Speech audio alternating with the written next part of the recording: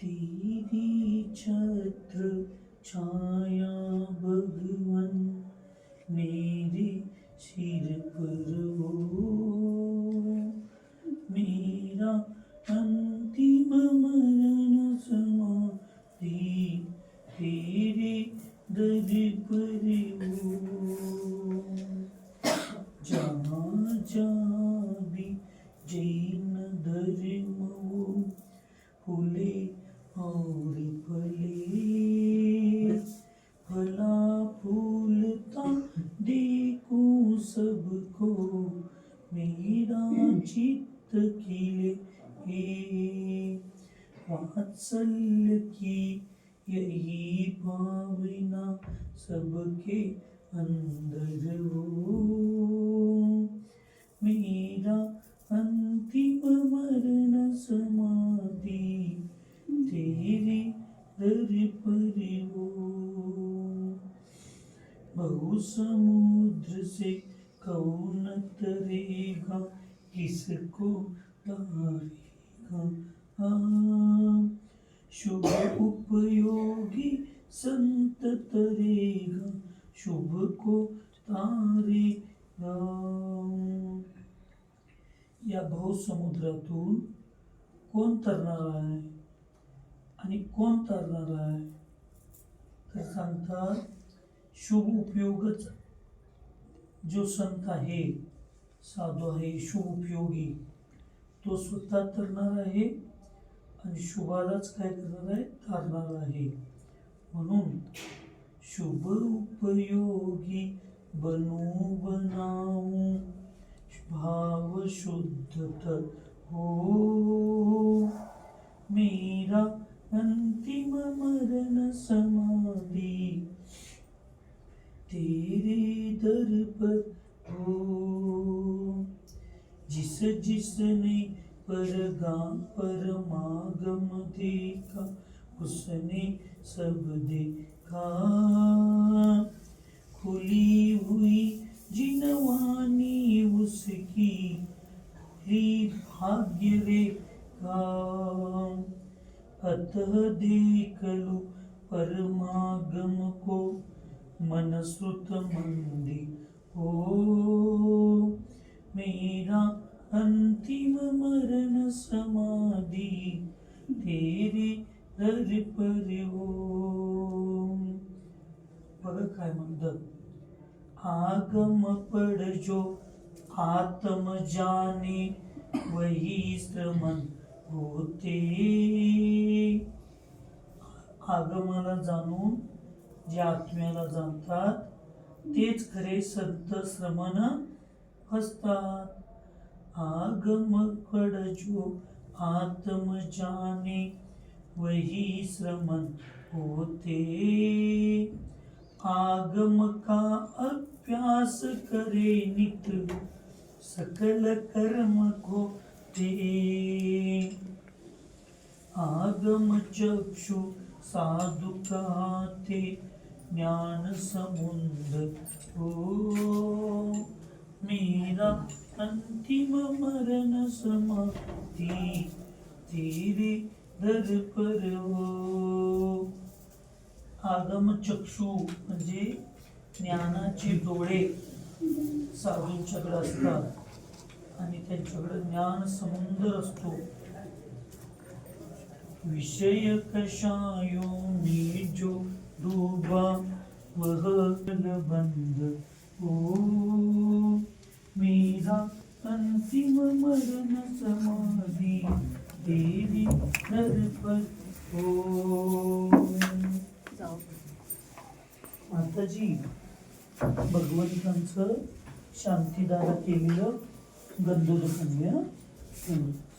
आधी परिणाम शुद्धी स्वात्मोपलब्धी शिव सौख्य सिद्धी चिंतामणी चिंतित वस्तुदाने त्वां वंद्यमाना च ममास्तु देवी.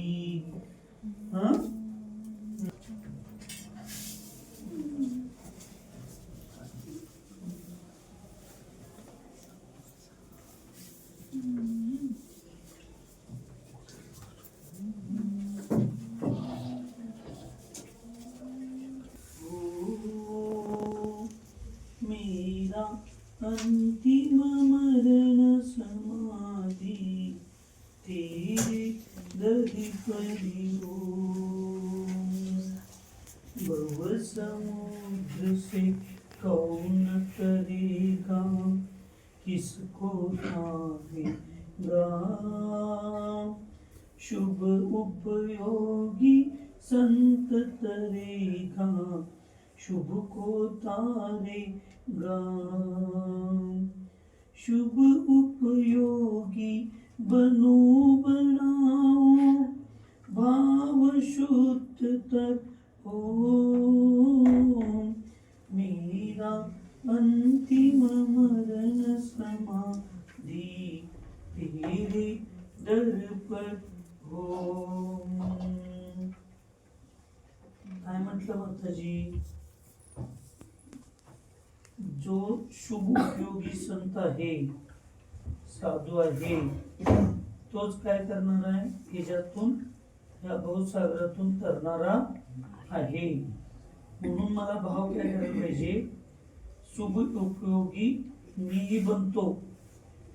आणि माझ्याकडे बघितल्यानंतर किंवा माझ्या सानिध्यात येणाऱ्याचा प्रत्येकाला शुभ उपयोगी भाव बनण्यासारखं मी माझं जीवन जगतो. म्हणजे आता माझे एक कार्य करतो.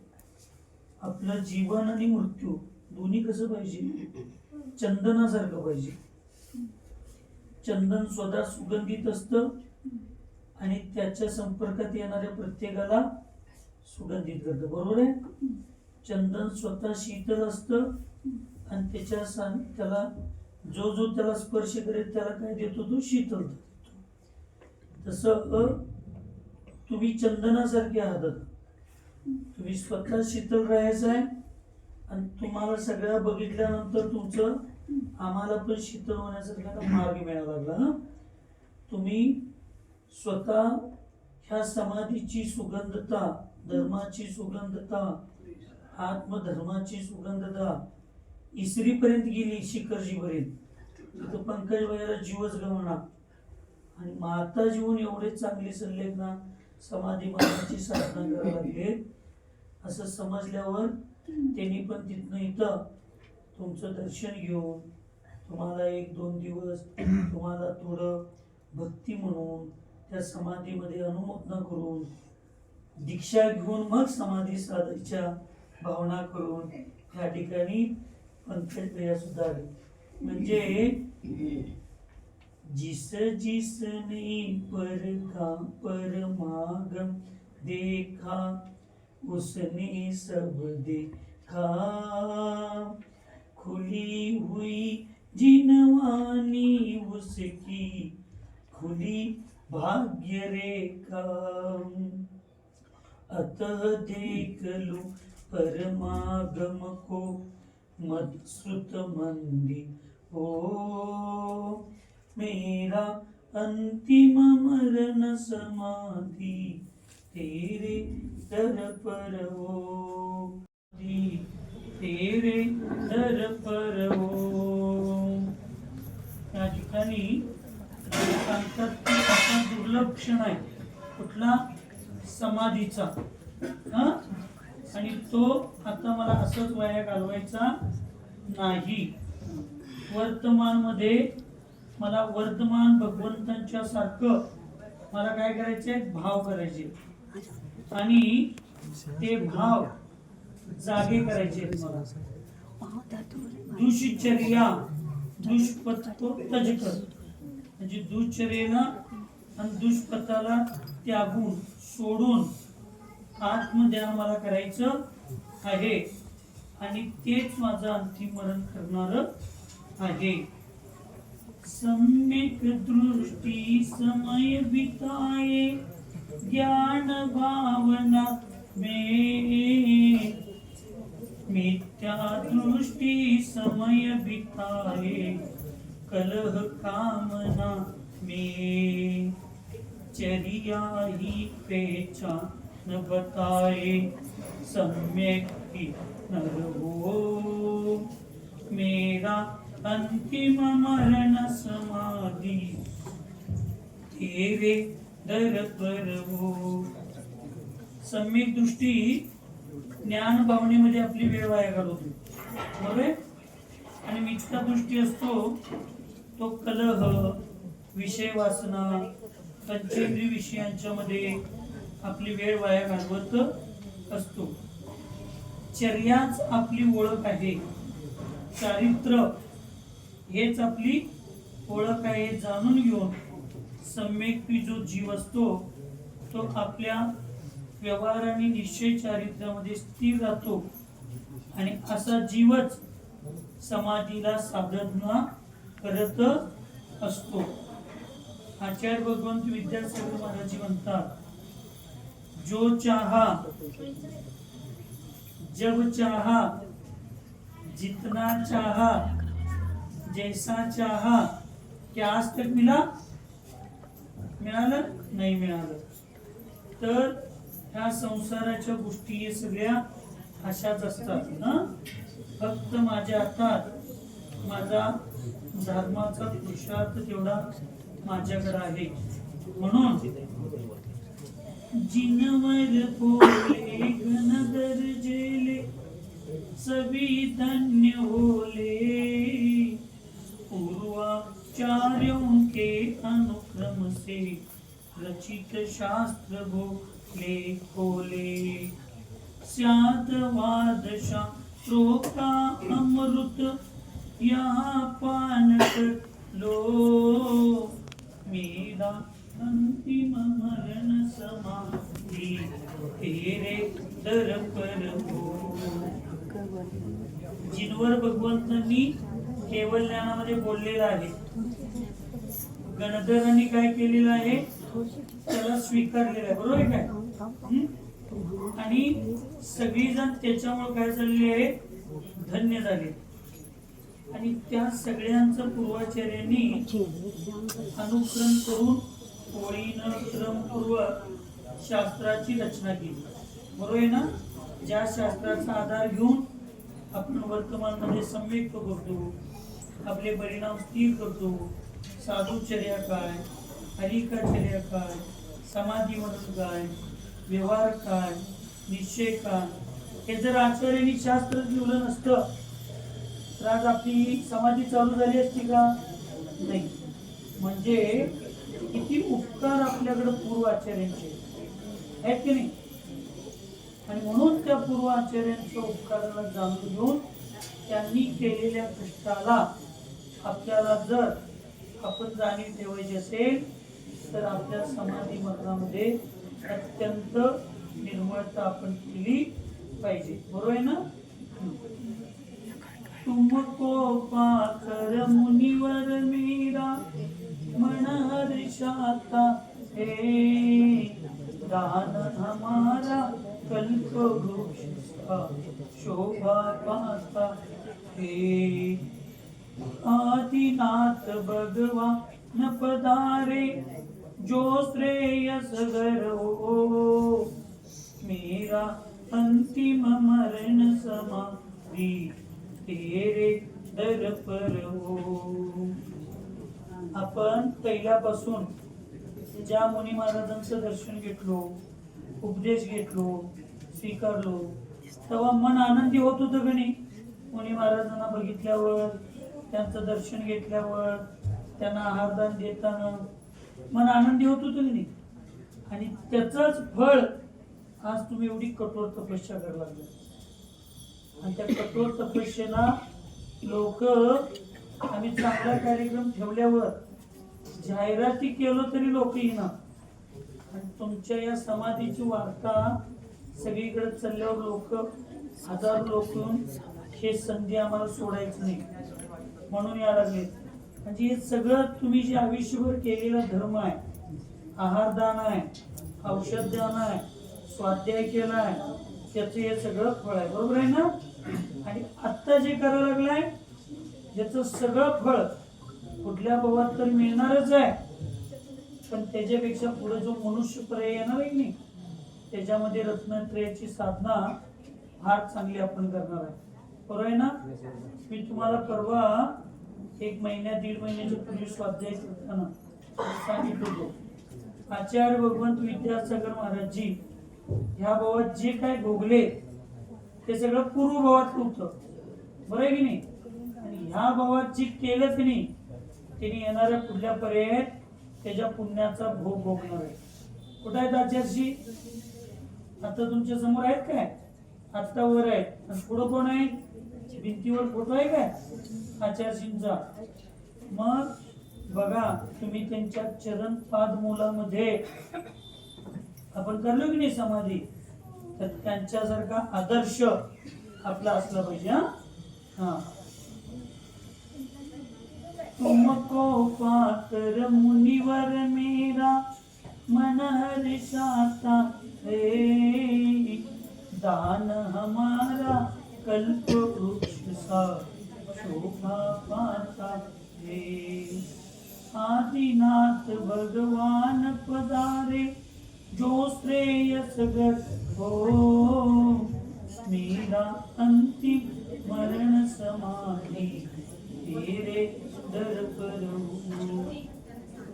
या चतुर्थ कालामध्ये आहारदानाची परंपरा श्रेयांश राजामुळे चालू झाली, बरोबर आहे की नाही?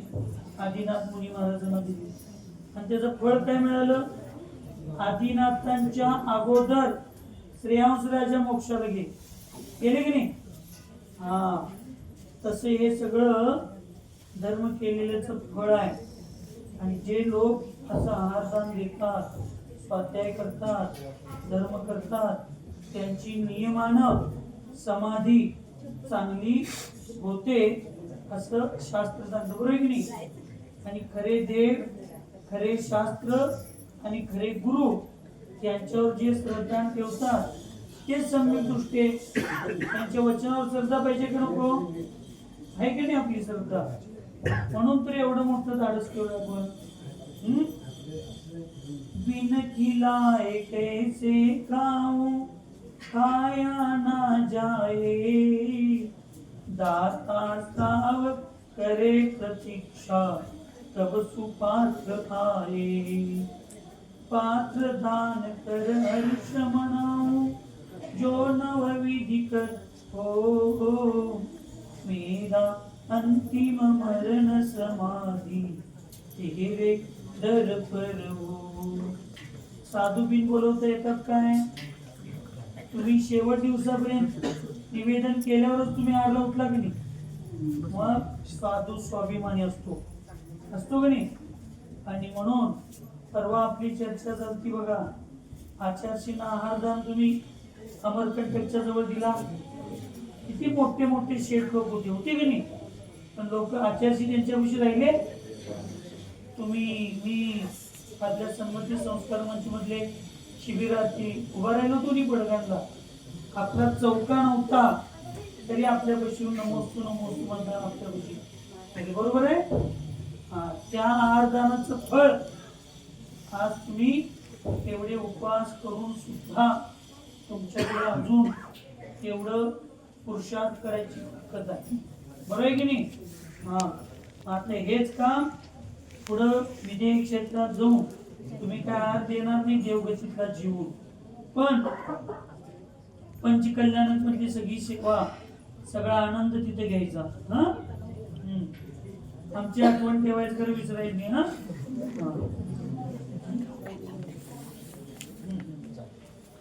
बिना खिलाए कैसे शुद्धात्म में रमने वाले, अरे कहाँ दुख है तेरा तो उपयोग वहाँ है जहाँ शुद्ध सुख है, परम निराकुल तू परमात्म चित्त सुखेश्वर हो, मेरा अंतिम मरण समाधि तेरे दर पर हो.